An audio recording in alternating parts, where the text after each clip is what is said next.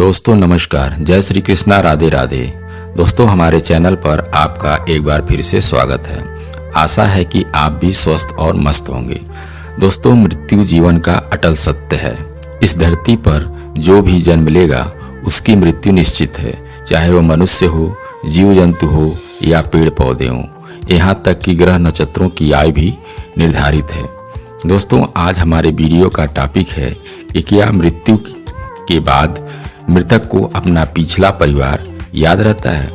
दोस्तों वीडियो के अंत तक बने रहिए, हम प्रयास करेंगे कि आपका संदेह दूर हो सके। तो चलिए शुरू कर। दोस्तों जब भी कोई व्यक्ति हमारे परिवार में मर जाता है तो हमें उनकी बहुत याद आती है। उनकी याद में हम आंसू बहाते हैं और उनकी एक झलक देखने के लिए हमारी आंखें तरसती रहती हैं। उनकी याद में हम बिलखते हैं, तड़पते हैं। लेकिन क्या आपने सोचा है कि क्या वे भी हमें उसी तरह याद करते हैं? क्या वे भी हमें उसी तरह देखना चाहते हैं?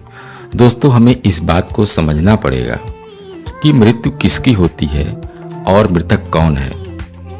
मृत्यु होती है शरीर की, और आत्मा जब शरीर में प्रवेश करती है तो जन्म होता है। आत्मा जब शरीर में प्रवेश करती है तो जन्म होता है।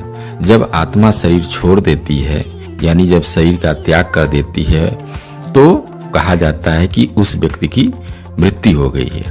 आत्मा अजर अमर अविनाशी है, वो कभी नहीं मरती है, वो आग में भी नहीं जलती है, तलवार से उसको काटा नहीं जा सकता, उसको गीला नहीं किया जा सकता है। तो मृत्यु किसकी होती है?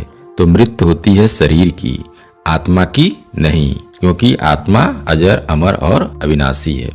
होता यह है कि हमें शरीर का लगाव हो जाता है और उस शरीर से ही हम सबको प्यार हो जाता है, इसलिए हमको कष्ट होता है। यदि आत्मा से हमारा लगाव हो जाए तो हमें दुख नहीं होगा, क्योंकि आत्मा तो कभी मरती नहीं है, शरीर नष्ट हो जाता है, इसलिए हमें दुख का अनुभव होता है।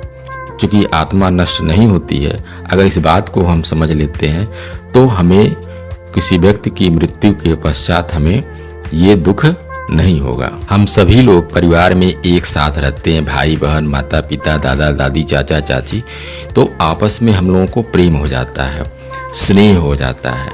इसलिए उनकी मृत्यु के बाद हमें दुख होता है, क्योंकि हमें जो प्रेम होता है उनके शरीर से होता है, आत्मा से नहीं। दोस्तों जैसे हम ट्रेन से यात्रा कर रहे हैं, लंबी यात्रा कर रहे हैं 2-3 दिन के लिए, तो हमारे अगल बगल के बर्थ पर जो लोग बैठे होते हैं तो उन 2-3 दिनों में हमें उनसे लगाव हो जाता है, प्रेम हो जाता है, स्नेह हो जाता है। लेकिन ये हमको पता है कि हमें स्टेशन पर अपने गंतव्य स्थल पर उतरना ही उतरना है। अब मान लीजिए आपको उससे आगे जाना है तो आप बाद में उतरेंगे और वो व्यक्ति पहले उतर जाएगा। लेकिन इन 2-3 दिनों में आपस में इतना प्रेम हो जाता है कि जब वह व्यक्ति उतरने लगता है तो हमें बहुत बुरा लगने लगता है।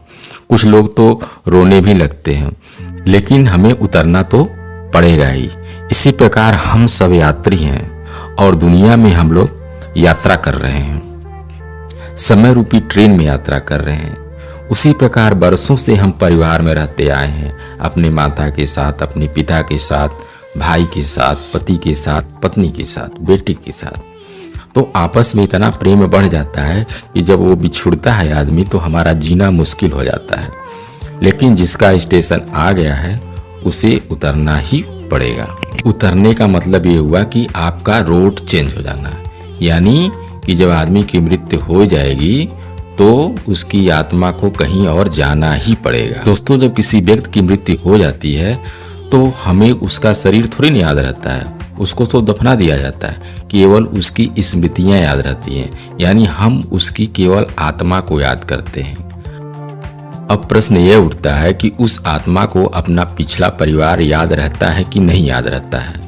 तो इस धरा पर जितनी भी आत्माएं हैं, सभी आत्माओं की कैपेसिटी लगभग 5000 साल की है, उससे न 1 सेकेंड कम और न उससे 1 सेकेंड ज्यादा। चाहे वो मनुष्य आत्मा हो, देह आत्मा हो, प्रेत आत्मा हो या कोई भी आत्मा हो, सभी का टाइम फिक्स है, लगभग 5000 साल, न 1 सेकेंड कम और न 1 सेकेंड ज्यादा। और आत्माएं हैं लगभग 750 करोड़ आत्माएं। प्रत्येक आत्मा का एक निश्चित समय होता है कि उसे कहाँ जाना है, किसके घर जाना है और कितने समय तक जाना है, और इतने समय इस परिवार में बिताना है और इनके बीच रहना है, क्योंकि उन आत्माओं को उन व्यक्ति से उनका हिसाब किताब पूरा करना होता है। यानी आपका जो कार्मिक अकाउंट है उसी के अनुसार उस आत्मा उतनी देर तक आपके साथ रहेगी, और जब वो कार्य पूरा हो जाता है तो फिर आत्मा फिर कहीं चली जाती है, यानी कि शरीर छोड़ देती है। और जैसे ही आत्मा शरीर छोड़ती है तो ये भी फिक्स है कि उसे कहाँ जाना है, किस माँ के गर्भ में जाना है, ये भी पहले से ही फिक्स है।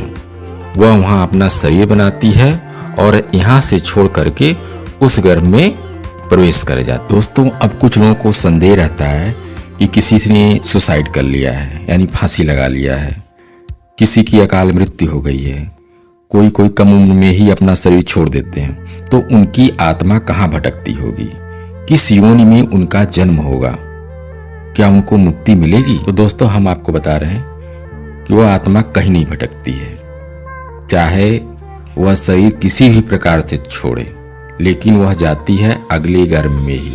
उसे किसी और योनि में भटकने की जरूरत नहीं होती है। कोई कोई आत्मा ऐसी होती है जिनका हिसाब किताब बना रहता है और उसको कोई बात परिवार को बतानी होती है तो किसी के शरीर का माध्यम लेकर बता सकती है। यदि उनका कोई काम रह जाता है तो वह आत्मा किसी के तन का सहारा लेकर करके वह अपना कार्य कर सकती है, और जैसे ही उस आत्मा का हिसाब किताब पूरा हो जाता है तो वह चली जाती है। और यदि वो हिसाब किताब पूरा नहीं होगा तो फिर वो उसी परिवार में आकर के जन्म लेती है, क्योंकि आप जैसे माना जाता है कर्म का फल, तो जब तक आप कर्म का फल भोगेंगे नहीं तो ये चक्र, इससे मोक्ष की प्राप्ति आपको नहीं होगी। तो जब तक आपका हिसाब किताब उस व्यक्ति से, उस आत्मा से हो नहीं जाएगा, तब तक उसमें आप परिवार में आपको जन्म लेना ही पड़ेगा। इसीलिए कहा जाता है जन्म करण के बंधन से मुक्ति के लिए ईश्वर का ध्यान लगाना जरूरी। तो दोस्तों, ये वीडियो आपको कैसी लगी कमेंट में अवश्य बताइएगा। जय श्री कृष्णा, राधे राधे, धन्यवाद।